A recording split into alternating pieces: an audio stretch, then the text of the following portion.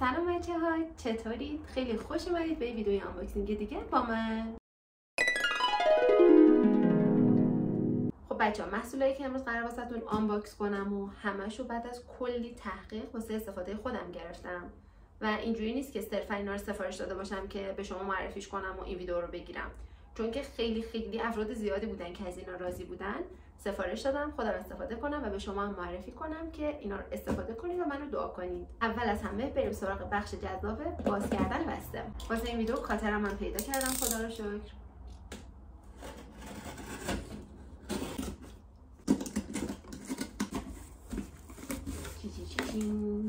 خب بچه‌ها، قبل از اینکه این محصولات رو بهتون معرفی کنم فقط اینو بگم که هیچ کدوم از این محصولات خیلی ارزون نیستن. اکثرشون تو رنج 200-300 تومنه، ولی خب فکر کنم ارزشش رو داشته باشه، یعنی امیدوارم که داشته باشه. خب بچه‌ها، اولین محصولی که گرفتم یه شامپوه که اینقدر خوب پیچیده شده فکر کنم طول بکشه بازش کنم.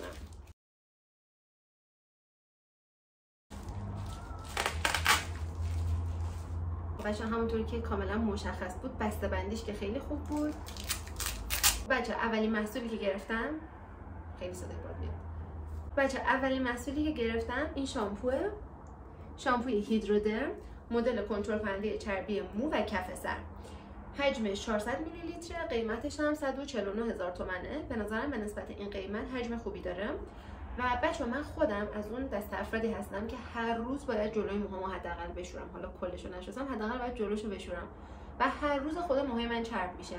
اینو که گرفتم به خاطر اینکه توی کامنت ها میگفتن توی 1-2 هفته تاثیر خودش رو میذاره و اینجوری نیست که بیاد موهای شما رو خشک بکنه، چربی مو رو خیلی کم کنه، میاد چربی کف سر رو کنترل میکنه و به نظرم چیز خوبی باشه. حالا استفاده میکنم ببینم راضی ام یا نه.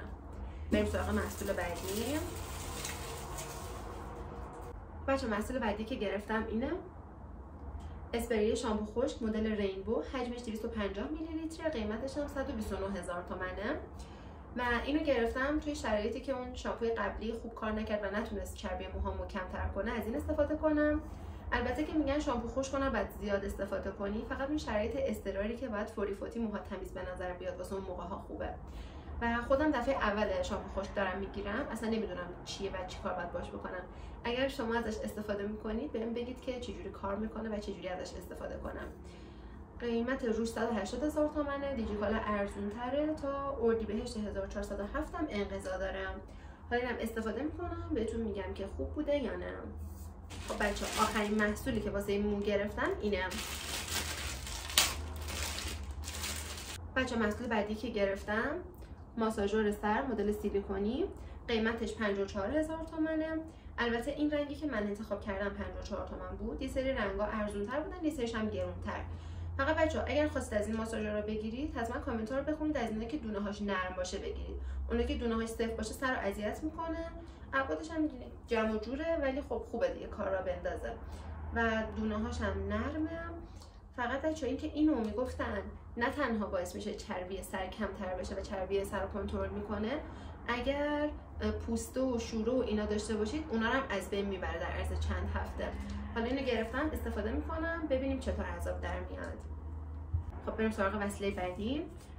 بچه این محصول بعدی که گرفتم به نظرم وسیله لاکچریه و خیلی واسش پول دادم. امیدوارم که خوب باشه.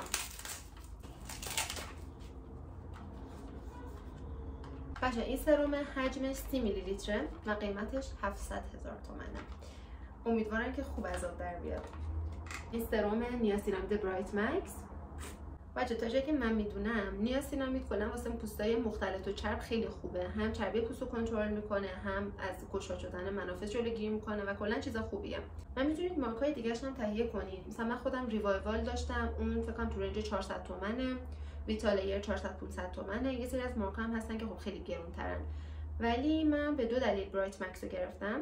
یکیش این که یه خانم دکتری این مارکو معرفی کرد، گفت نیاسینامید برایت مکس خیلی خوبه. یه دلیل دیگه‌اش که دلیل اصلیش هم این بود که من توی تعطیلات آبل مرغون گرفتم و بعدش برای اینکه جای لکام بره با دکتری مشورت کردم، بهم گفت که آزیلایک اسید همین مارکو تهیه کنم و اون خیلی خوب بود بچه‌ها. واقعا لکامو 5-6 درجه کم رنگ‌تر کرد. دیگه به خاطر همون من همینو گرفتم. و بچه شما میتونید اینو از تورو هم سفارش بدید. توی تورو قیمتش حدوداً 400 خورده‌ای بود، ارزان‌تر بود.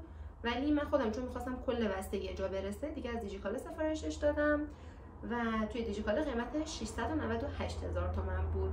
امیدوارم که با این همه هزینه‌ای که واسه این کردم نتیجه‌ام داشته باشم. بچه این همچین بافتی دارم. خب بچه بریم سراغ محصول بعدی. 2 تا محصول دیگه هم جفتشون واسه پوسته، بیشترم پوست صورت.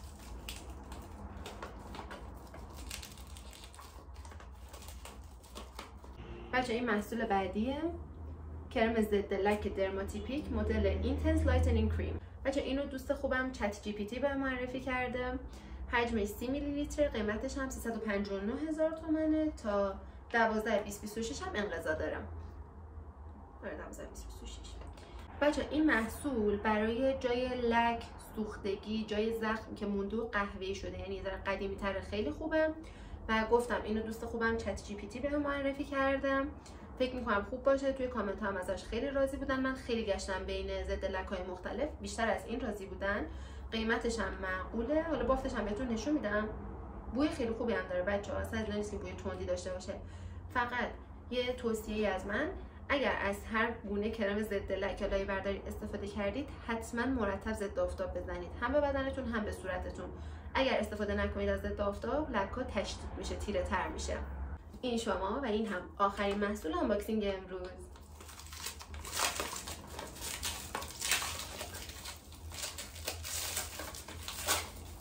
بچه محصول بعدی لایه بردار درماتیپیک مدل AHA 15%، حجمش 30 میلی لیتره، قیمت روش 259,000 تومانه ولی من از دیجیکالا 230 تومن گرفتم. یه کوچولو ارزون‌تر بود.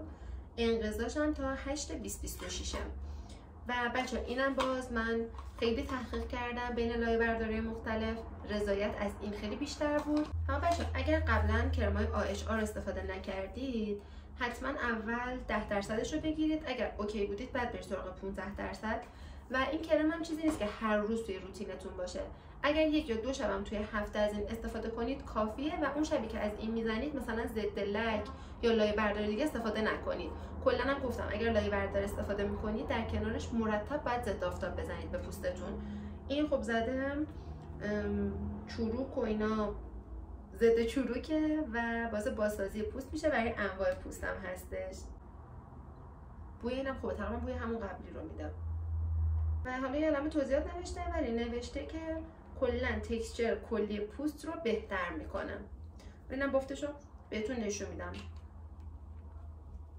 یه همچین شکلی داره بچه‌ها. حالا بعدش بافت جفتشو بهتون نشون میدم. اینا هم استفاده میکنم از جفتشون. یکی رو کجا انداختم؟ از جفت اینا استفاده میکنم. بهتون میگم که راضی بودم یا نه. چه اینم یه همچین بافتی داره.